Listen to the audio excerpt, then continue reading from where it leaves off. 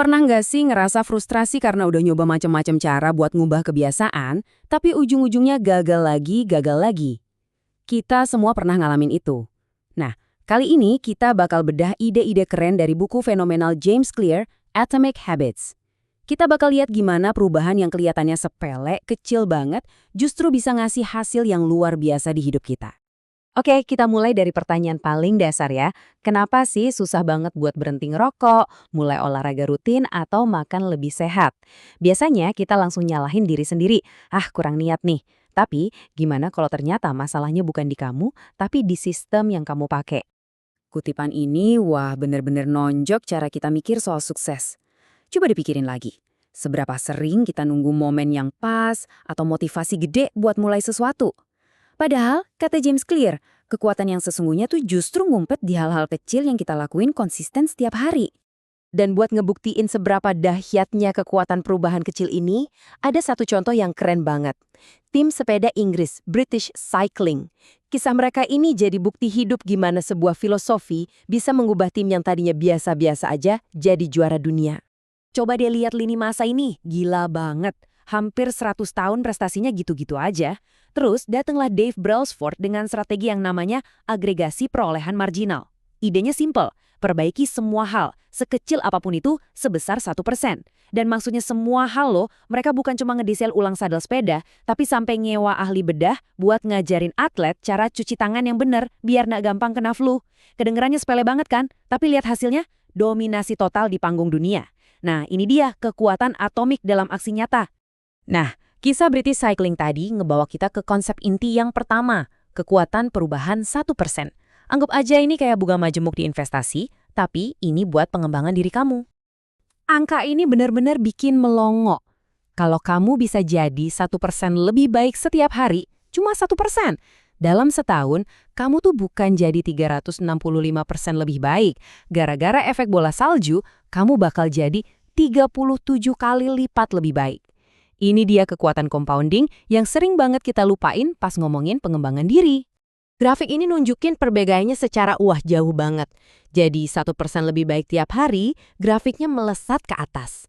Sebaliknya, jadi 1% lebih buruk, misalnya milih nge-scroll medsos dibanding baca satu halaman buku tiap malam, itu bakal narik kamu ke bawah sampai deket nol. Pilihan-pilihan kecil inilah yang sebenarnya nentuin arah hidup kita. Tapi, ada satu jebakan yang sering banget bikin kita nyerah. Kita berhenti terlalu cepat. Kenapa? Soalnya kita kejebak di apa yang disebut dataran potensi laten.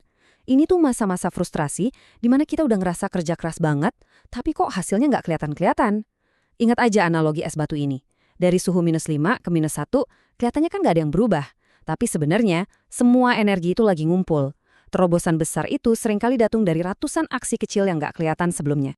Oke, sekarang kita pindah ke ide kunci kedua, yang menurut saya ini penting banget.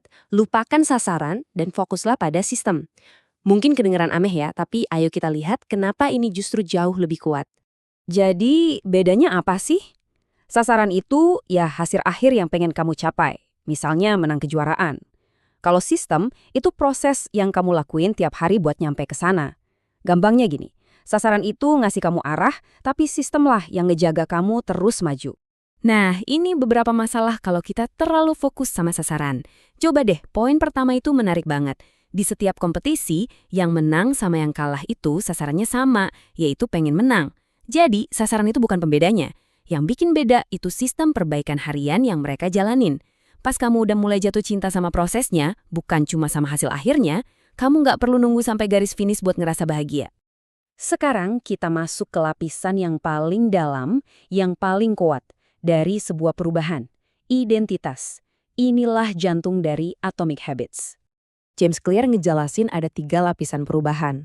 Kebanyakan dari kita mulainya dari luar ke dalam. Kita fokus ke hasil yang pengen dicapai. Misalnya turun berat badan 10 kilo. Tapi pendekatan yang paling ampuh itu justru sebaliknya, dari dalam ke luar. Mulai dengan nanya ke diri sendiri. Aku ini pengen jadi orang yang kayak gimana sih? Perubahan yang benar-benar nempel itu mulainya dari identitas. Contoh ini jelas banget ngegambarin bedanya. Orang pertama masih ngelihat dirinya sebagai perokok yang lagi berjuang. Orang kedua udah ngubah cara dia mandang dirinya sendiri. Kalimat "saya bukan perokok" itu sinyal yang kuat banget dari pergeseran identitas. Dan ini bikin kebiasaan barunya jauh lebih gampang buat dipertahanin. Terus gimana caranya? Gampang banget, cuma 2 langkah. Pertama, putusin kamu mau jadi orang yang kayak gimana. Misalnya, saya adalah orang yang sehat, atau saya adalah penulis. Kedua, buktiin identitas itu ke diri kamu sendiri lewat kemenangan-kemenangan kecil. Tiap kali kamu milih buat olahraga, itu sama aja kayak kamu lagi ngasih satu suara buat identitas orang yang sehat.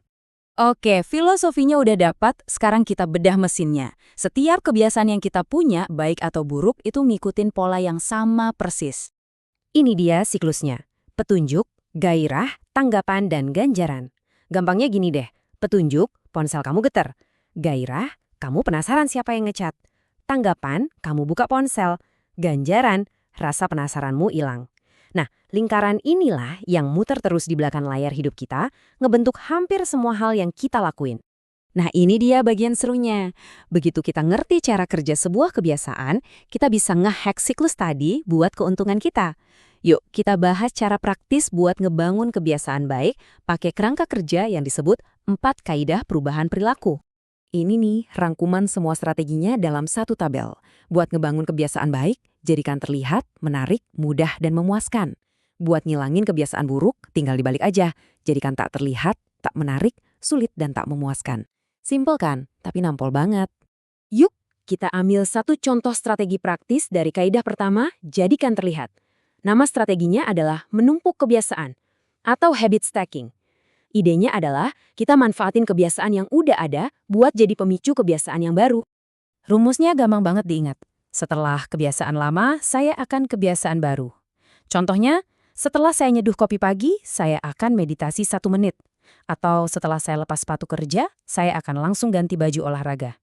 Dengan cara ini, kebiasaan lama jadi pengingat otomatis buat kebiasaan baru kita. Dan pas kita nerapin semua strategi ini, kita harus selalu ingat kenapa kita ngelakuinnya.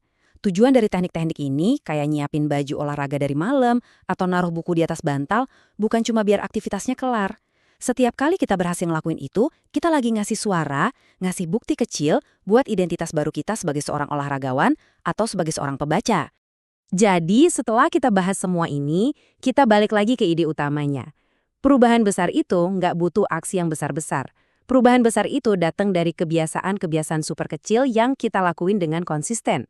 Pertanyaannya sekarang buat kamu, apa satu kebiasaan atomik, satu perubahan 1% yang kecil banget yang bisa kamu mulai hari ini buat jadi orang yang kamu impikan?